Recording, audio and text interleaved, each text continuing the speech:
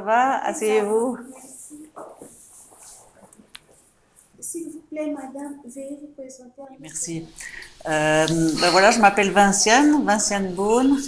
Je suis de nationalité belge. Je suis juge en Belgique, détachée par la Belgique. Et ici, je suis juge à la Cour pénale spéciale, juge à la Chambre d'accusation spéciale.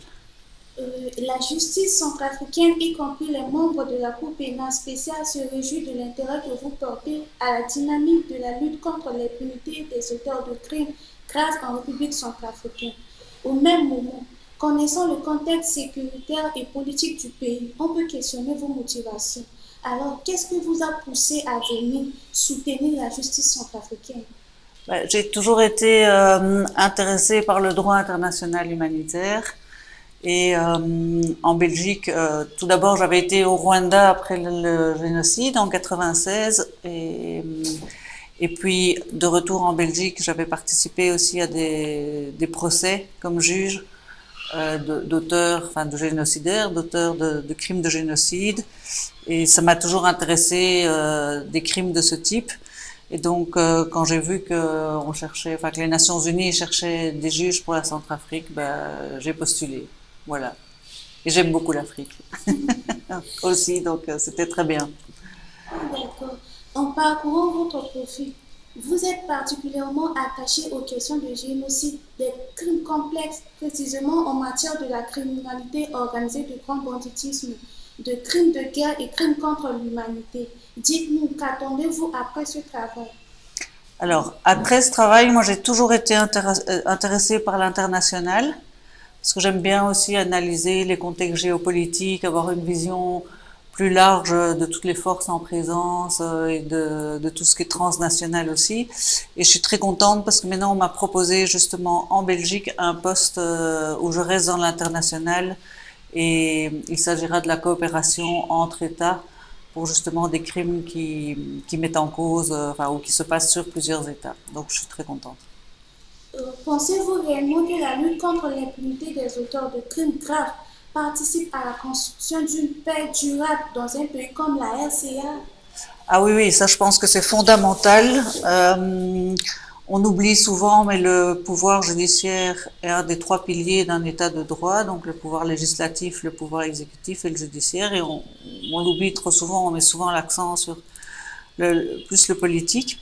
Et c'est hyper important pour avoir une paix parce que s'il y a de l'impunité, il n'y a pas de paix possible. Et donc, c'est vraiment fondamental qu'il y ait une justice efficace en Centrafrique. Alors, dites-nous de manière brève, quels ont été les résultats de votre travail au sein de la chambre d'accusation de la CPS?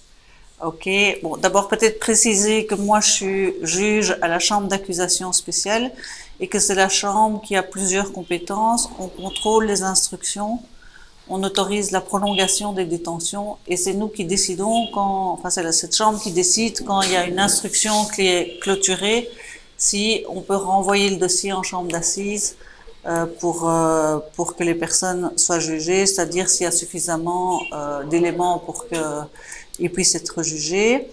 Et depuis que je suis arrivée, donc depuis 2021, je suis très contente parce qu'on a pu boucler plusieurs dossiers. Trois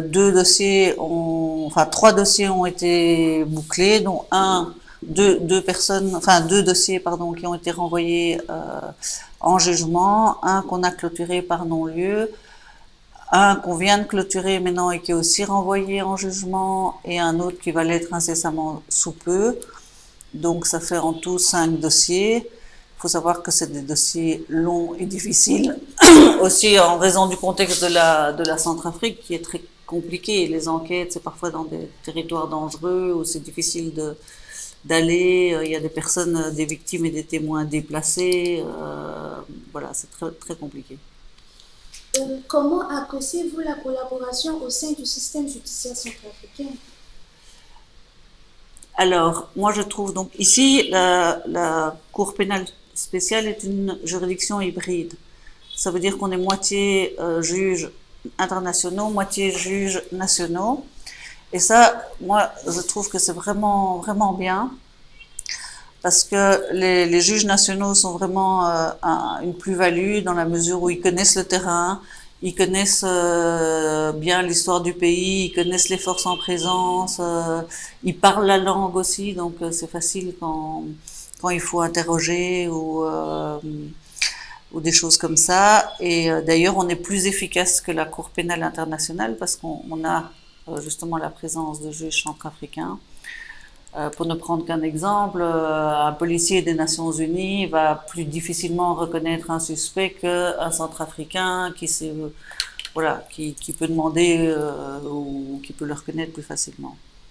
Pour terminer, est-ce que vous avez un message à lancer à l'endroit des acteurs judiciaires centrafricains, à l'endroit des autorités ou à l'intention des victimes de crimes graves? Alors le message que j'ai envie de lancer, c'est vraiment faire preuve de courage et de persévérance. C'est long, c'est lent. Donc il faut vraiment s'accrocher, ne pas désespérer et continuer, continuer. Voilà, c'est mon message. Sur ce, nous vous remercions.